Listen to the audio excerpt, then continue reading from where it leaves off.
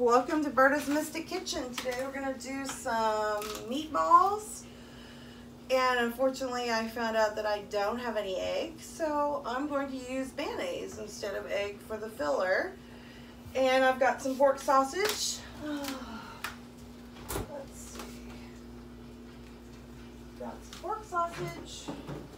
It's pretty easy, one of my easier ones, but I got some mild Italian sausage. Cost me $3.41. So I'm going to stretch this out and make it into some meatballs, and then I'm just going to have some pasta, and that'll make it a good meal.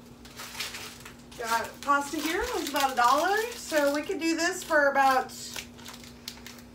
$4.50, about $6.50 for this meal. So, and this will feed your whole family.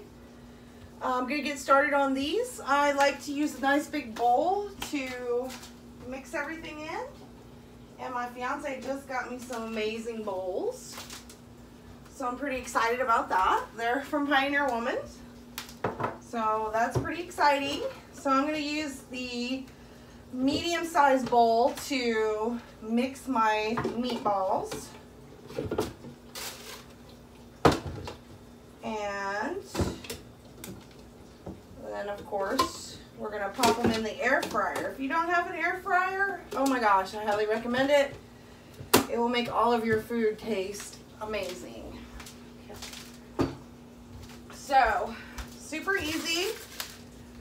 I like to add my dry ingredients first because my hands are gonna get yucky as soon as I start touching the sausage. So I'm gonna start putting those in. I've got some breadcrumbs. I like to put everything in little jars because I don't like to have ugly canisters and things like that in my thing. So everything I have is in jars.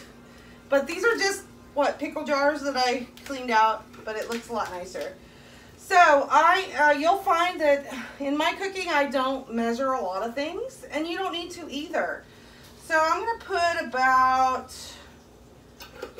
half a cup breadcrumbs, more or less, in here.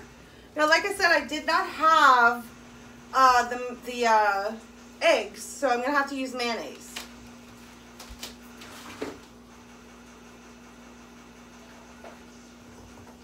Okay. You could use Miracle Whip. I'm using Great Value mayonnaise. I use everything store brand. I never use name brand. Very rarely do I use name brand, but I'm a real big creature of store brand because everything tastes amazing when it comes out, so apparently it's just fine. Okay, so I'm going to use about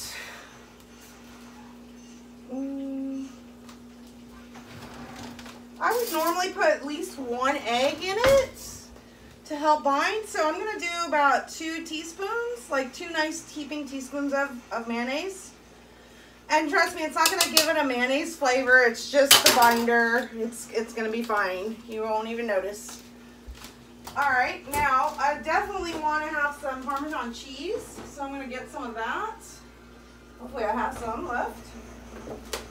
It's the week before payday, so everything is at its last little bits. But I'm making it stretch, so I do have a little bit left in here. And this, believe it or not, I could get this at Dollar Tree, this one, and it tastes pretty good when you're using it mixed. Now, it's not the best when you're gonna eat it like on pizza, but it is good for mixing. So what I always use my lid as my measuring. I measure out at least a lid full. There we go. All right.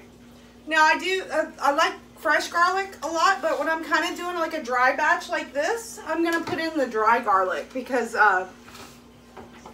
it's just gonna mix better than the wet. So I'm gonna use a little bit of this.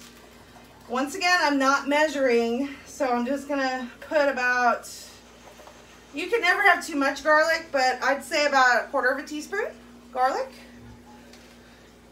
And then you do need a little salt. I am light on my salt a lot of times. I may be even too light on my salt sometimes, but that's okay.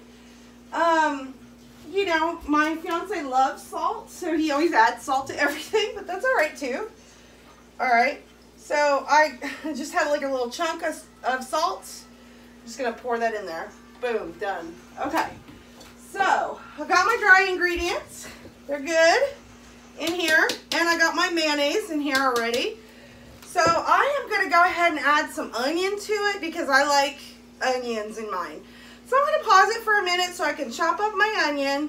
When I'm done, I'll come back and we'll add all the wet ingredients and we'll mix it and we'll throw it in the air fryer. So give me about a minute and I'll be right back.